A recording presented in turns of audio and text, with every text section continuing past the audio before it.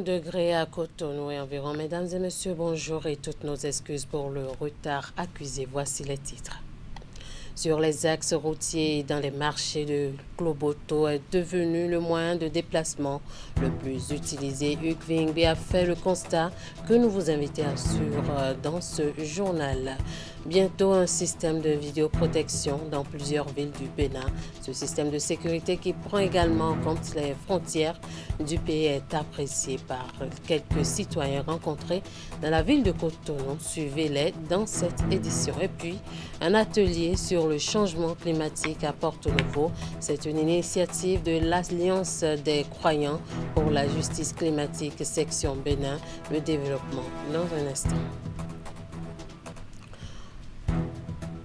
À nouveau, bonjour. Dans le secteur des transports à Cotonou et environ, un acteur récent fait une percée remarquable, le tricycle, communément appelé Kloboto.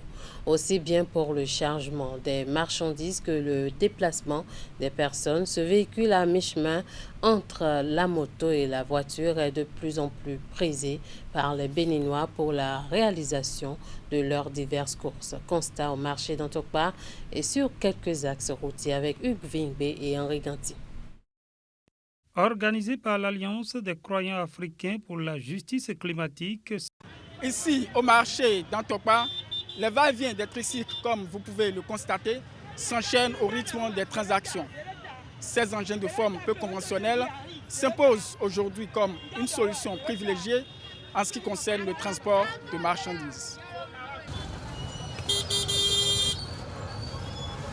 Ndo mwaliku odo sunkle ose ko ngene client Fidion produit cosmétique on be ngbe godje mais agbano sudo la dit à confier. Avec eux, le prix est souvent abordable. Quand tu essaies de négocier avec eux, ils essaient de comprendre. Pour autant, cette tarification dite abordable, qui s'applique au transport des personnes, peut rapidement flamber selon la distance et en cas de chargement de marchandises. en zedi bona ichaki aton en zedi bona ichaki aton adare On le perdre de confier et bien na ichaki asiton. La prolifération des tricycles, communément appelés Kloboto dans les transports, est au dire des acteurs le fruit d'une réorganisation du secteur et du développement du réseau routier.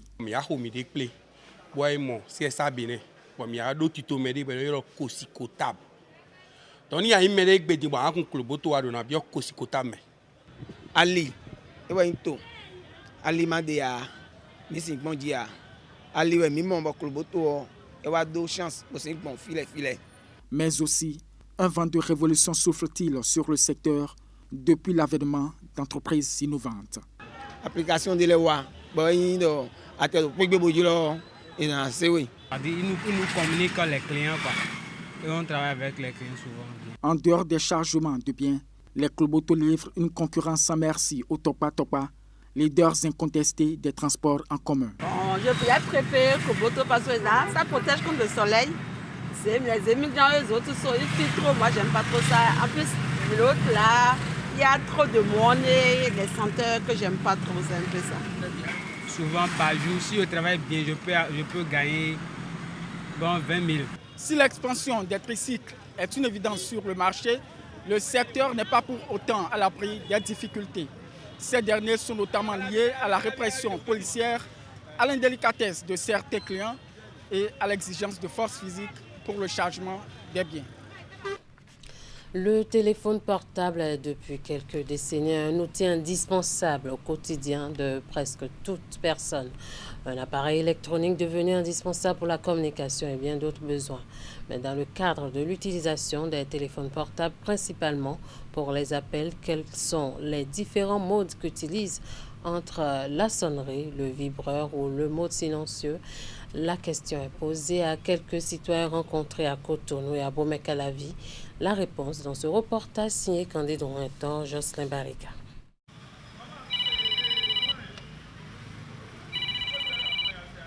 Elle ne fait souvent pas dans la discrétion. La sonnerie du téléphone portable, un signal sonore personnalisable sur chaque appareil mobile qui attire directement l'attention du propriétaire de la réception d'une notification, d'un message ou d'un appel entrant. Il s'agit de l'un des 3 signaux de télécommunication dont dispose un téléphone les modes vibreurs et silencieux y compris. L'usage de l'un d'entre eux se fait selon les préférences de chaque utilisateur. Et parmi ceux rencontrés, le mode général domine les habitudes. Je suis un électricien bâtiment, donc il y a des clients qui vont m'appeler.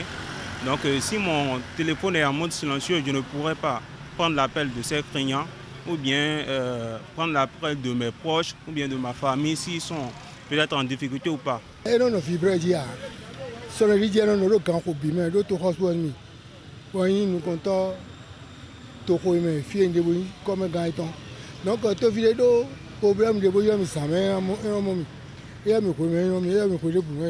C'est donc un mode qui leur permet de vite être alertés d'un appel entrant ou de la réception d'un important message qu'ils espéraient peut-être. Mais dans un environnement où l'atmosphère est assez calme et très sérieuse, le signal sonore devient un bruit nuisible à la limite. Quand je suis souvent au boulot, j'utilise le mode vibreur, puisque le téléphone n'est pas tellement autorisé. Voilà. Quand je suis hors service, je suis en mode général. Et aussi quand je suis en réunion, à des réunions, voilà, le mode silencieux ou vibreur est le plus adapté. Au-delà du cadre professionnel, il y a de ces utilisateurs habitués au mode général qui optent aussi pour l'alternance des signaux sonores, ce qui les amène à passer de la sonnerie téléphonique au mode vibreur ou silencieux. Lorsque je suis en réunion, par exemple, là, pour ne pas perturber les autres, là, je mets ça en vibreur. Bon, en voulant me reposer ou bien si je ne veux pas que quelqu'un me gêne, donc je le mets sur vibreur. Pour tout le bon ninja reposer, il y a des zéro vibreur. Général, vibreur ou silencieux, ces différents modes sont utilisés selon les préférences individuelles et chacun de son côté tient son raisonnement. On va parler religion à présent. La nuit du destin est, selon les savants, la nuit la plus sainte du mois de Ramadan. On la retrouve au cours des 10 dernières nuits qui constituent la dernière décade de ce mois béni. Une période de prière intense pour les fidèles musulmans. Quel est le sens de la nuit de la destinée? El Hadj Abdul Wahab Alao, imam de la mosquée centrale d'Arozon, Akbao, nous donne ici des explications. C'est au cours de cette nuit qu'Allah a révélé le Saint-Coran. Allah subhanahu wa ta'ala dit « Inna anzalnahu fi laylatil qadr » Nous avons fait descendre le Saint-Coran dans la nuit de la destinée. « Wama adrak » Mais qui te fera parvenir ce que c'est que Laylatul Qadr, la nuit de la destinée? Laylatul Qadr, cette nuit, khayrun min alfi shahr, est meilleure que 1000 mois d'adoration. Et Allah dit Tanazzalul malaikatu wa ruhu fiha. Courant cette nuit, les anges descendent avec en leur tête l'ange Jibril, qu'on appelle l'esprit ou le Saint-Esprit, etc. Bi'ilni rabbihim, avec l'autorisation d'Allah subhanahu wa ta'ala, mikul amri salamun hiya. Cette nuit est paix. Cette nuit est sérénité, est salut pour tous ceux qui, durant cette nuit, se lèvent pour invoquer Dieu, qui ne sont pas dans l'alcool, dans les péchés, la fornication, l'adultère, la débauche, etc., mais qui se consacrent cette nuit à adorer Allah. Et le Prophète sallallahu alayhi wa sallam dit Man qama laylatal qadr imanan wa ihtisaba. Celui qui se lève dans la nuit de la destinée pour invoquer Allah avec foi et espérance, tous ses péchés antérieurs lui seront pardonnés. Et lorsqu'Allah pardonne nos péchés, il fait miséricorde. C'est pour cela que nous avons l'occasion. C'est la nuit où on réécrit les destins de l'être humain. Nous qui avons des problèmes, quel que soit le problème que nous avons, au lieu d'aller chercher des solutions là où il n'y en a pas, au lieu d'aller vers les ténèbres pour chercher des solutions à notre vie, nous avons l'occasion de poser nos problèmes à Allah subhanahu wa ta'ala, de rester en éveil pendant les nuits et de voir nos préoccupations être résolues par le seul qui détient les solutions à tous les problèmes. Les invocations durant la nuit du destin, si elles sont bien formulées, sont exaucées par Allah. Cependant, les invocations de certaines catégories de personnes ne sont pas exaucées. Qui sont-elles et quelles en sont les raisons? On retrouve El Hadj Abdul Wahab Alao. Cette nuit, Allah exauce les invocations, oui, de tous ceux qui invoquent Allah, sauf certaines catégories de personnes. La première catégorie de personnes, c'est celui qui rompt le lien de parenté. Dès que vous rompez le lien de parenté, Allah subhanahu wa ta'ala vous met à l'écart de sa miséricorde. Ça ne signifie pas que vous n'aurez pas l'argent. Non, la miséricorde d'Allah, l'argent c'est le dernier degré de la miséricorde qu'Allah fait à l'être humain.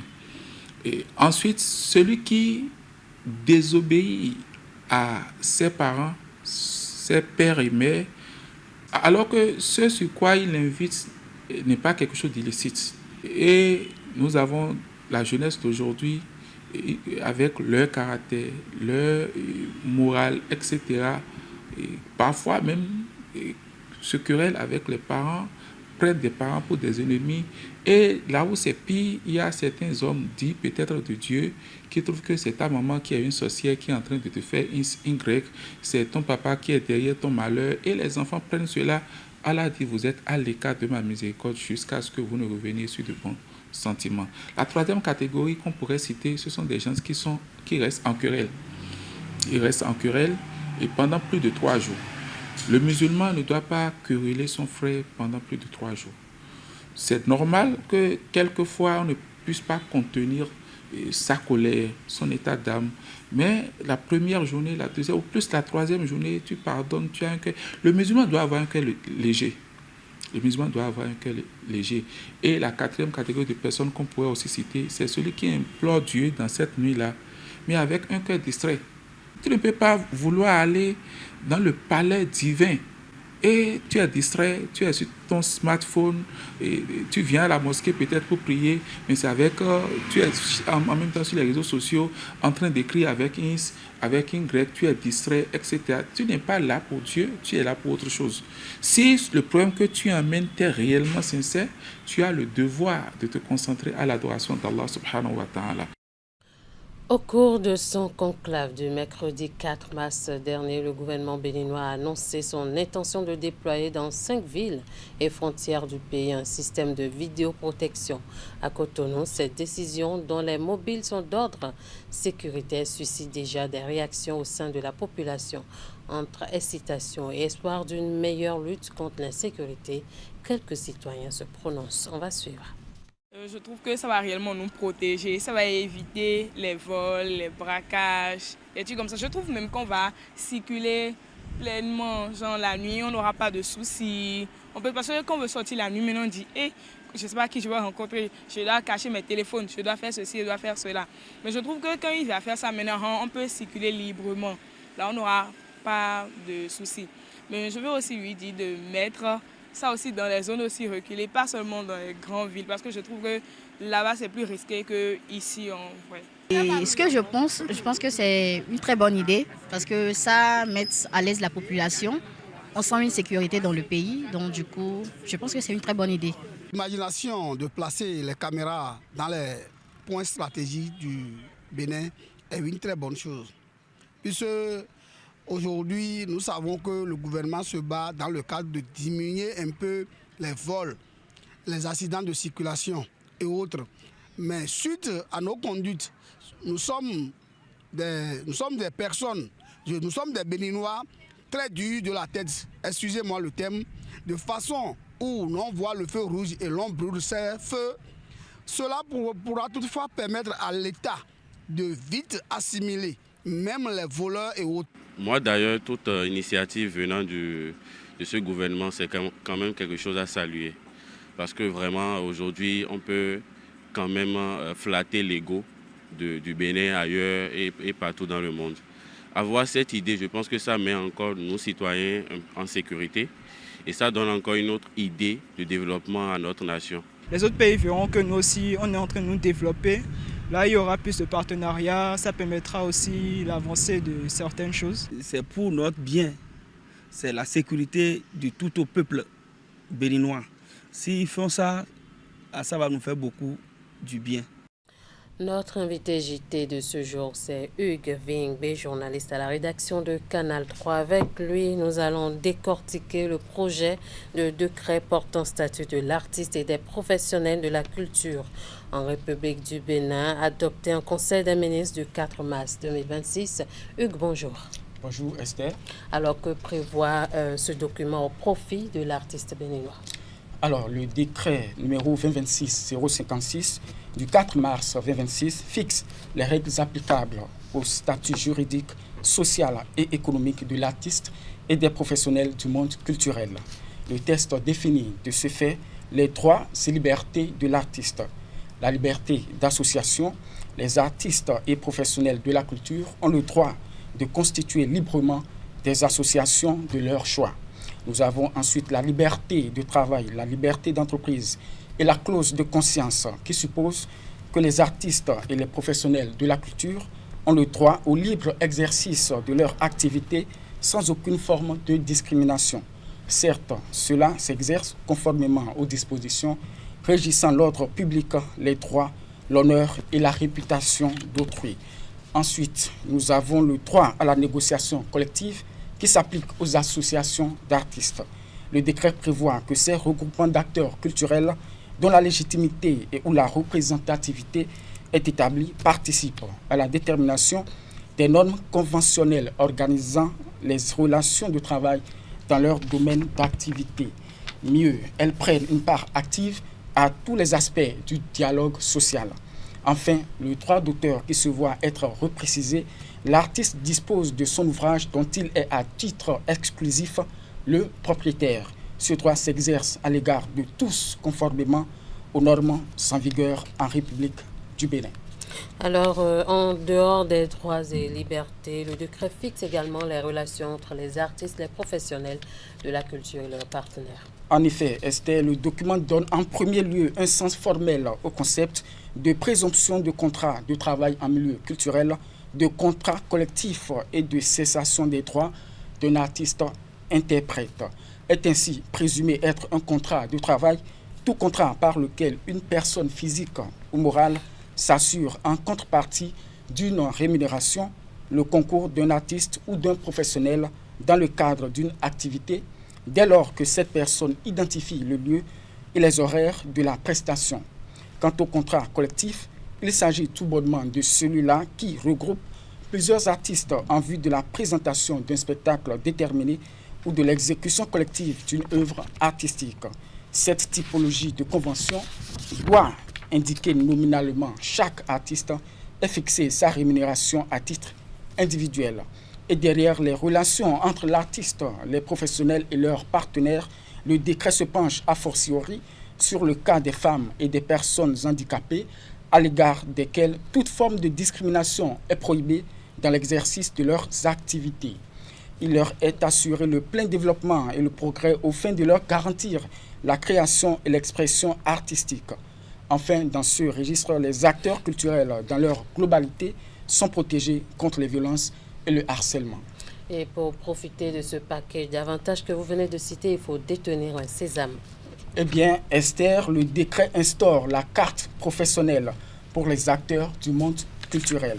Dans le cadre de l'exercice de toute activité artistique à titre professionnel ou semi-professionnel, l'artiste doit se faire délivrer une carte professionnelle. Puis, cerise sur le gâteau, on parle de la maison de l'artiste. Et oui, le gouvernement est allé plus loin que la reconnaissance du statut de l'artiste en adoptant en Conseil des ministres ce mercredi 11 mars 2026 le décret portant approbation des statuts de la maison de l'artiste, ainsi que son régime électoral. Inscrit dans le cadre de la mise en œuvre du statut de l'artiste et des professionnels de la culture, la maison de l'artiste aura notamment pour mission d'assurer l'identification et l'immatriculation des artistes, soutenir leur parcours professionnel, favoriser leur formation et enfin leur fournir des services d'information et de conseil.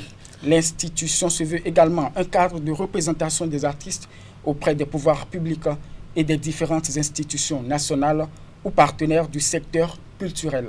Selon les dispositions adoptées, la maison de l'artiste sera structurée autour de plusieurs organes, notamment une assemblée délibérative, un bureau exécutif, des commissions techniques, des délégations départementales, un secrétariat général, ainsi que des organes de contrôle.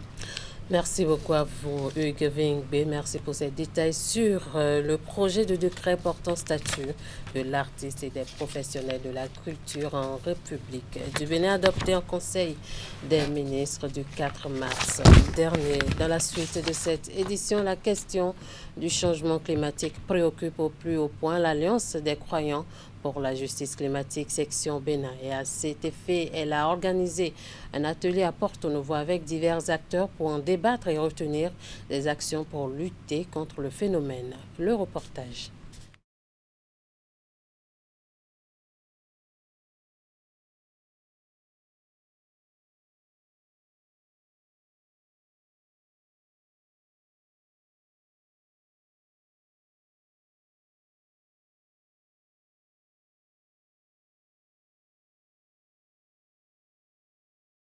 Contre les effets du changement climatique a réuni un large éventail d'acteurs, parmi lesquels des leaders religieux, des chefs traditionnels, des scientifiques ainsi que des décideurs publics.